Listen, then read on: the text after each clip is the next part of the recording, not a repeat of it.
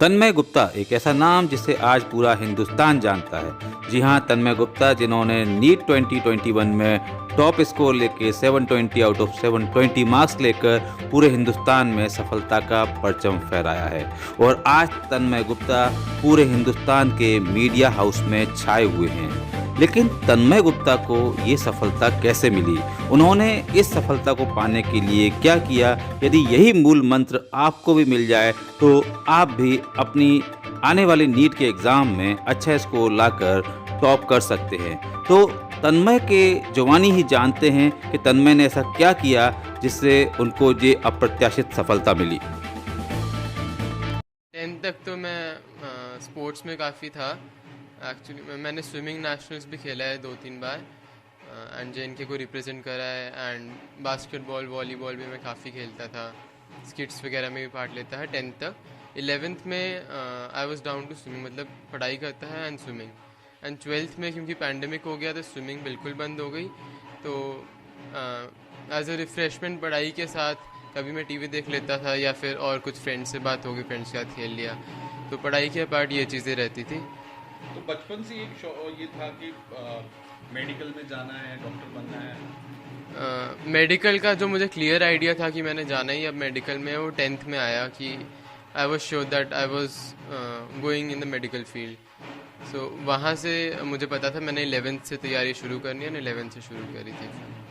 तो एक गोल था, कब आपने गोल रखा कि नीट क्लियर करना है, नीट के लिए तैयारी करना है?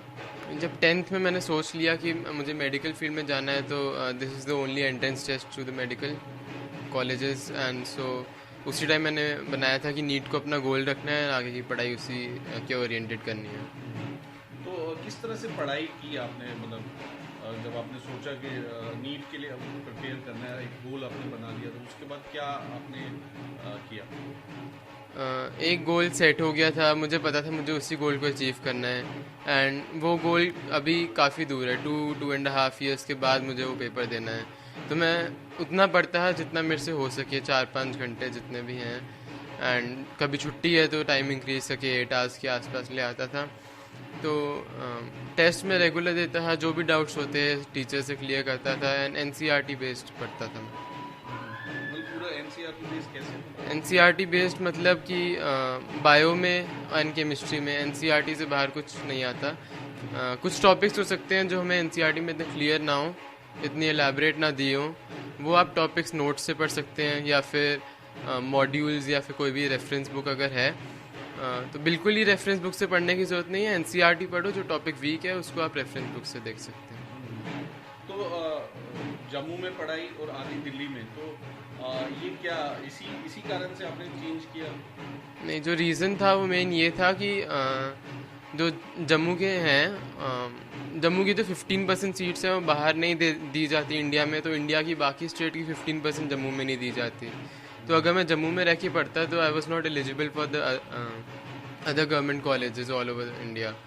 So that was the main reason कि I went to Delhi for 11th and 12th, so I would be eligible for the other colleges also. तो दिल्ली में कैसा रहा, कहाँ रहे और किस तरह से वहाँ तैयारी की दिल्ली में? दिल्ली में मैं अपने नानू नानी के साथ रहा।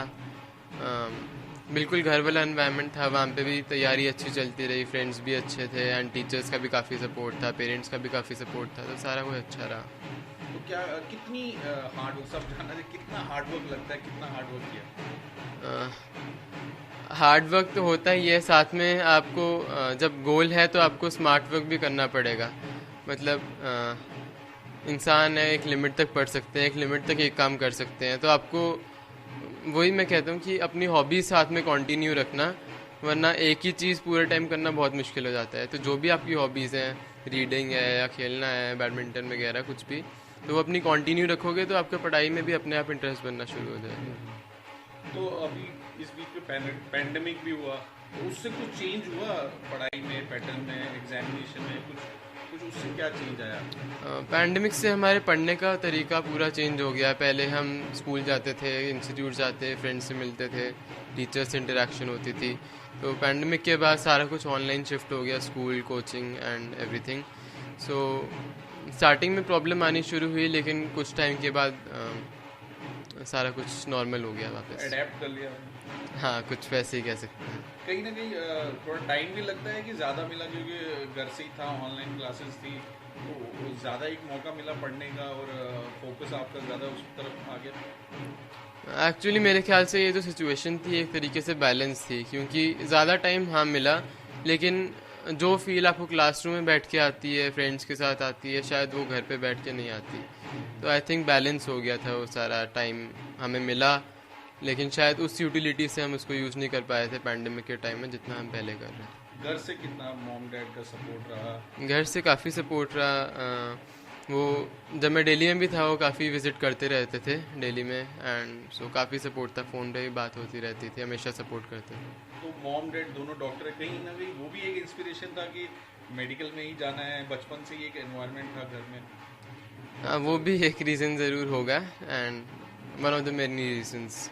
अच्छा, अब जैसे फर्स्ट आप जो एमटी से फर्स्ट हो जिसने नीट क्वालिफाई किया, फर्स्ट रैंक आया ऑल इंडिया नेशनल, तो क्या एक लगता है कि इंस्पिरेशन क्या कहेंगे यहाँ के यंगस्टर्स को? हाँ, मैं शायद फर्स्ट होऊंगा, लेकिन आई एम श्योर दैट अभी आने वाले टाइम में और भी बहुत सारे बच्चे आएंगे JNK से, क्योंकि अगर मैं कर सकता हूँ तो सारों में ये पोटेंशियल है कि वो इस लेवल तक पहुँच सकते हो। और क्या कहेंगे उन्हें, क्या एक नसीहत देंगे, अगर they have to achieve their goal, what should they do?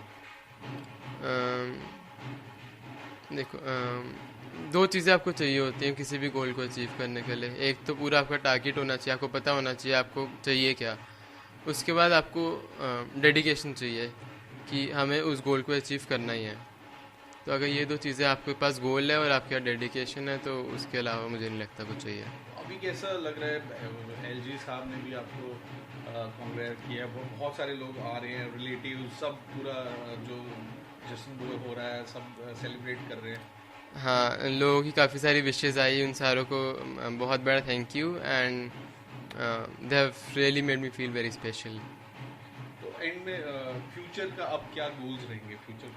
अब मैं MBBS करना चाहूँगा, प्रोबेबली एम्स दिल्ली से, एंड लगता है कि तो ये है तन्मय की सफलता की कहानी, और ऐसी ही एक कहानी लिखने के लिए आप तैयार हो जाइए अगले नीट में।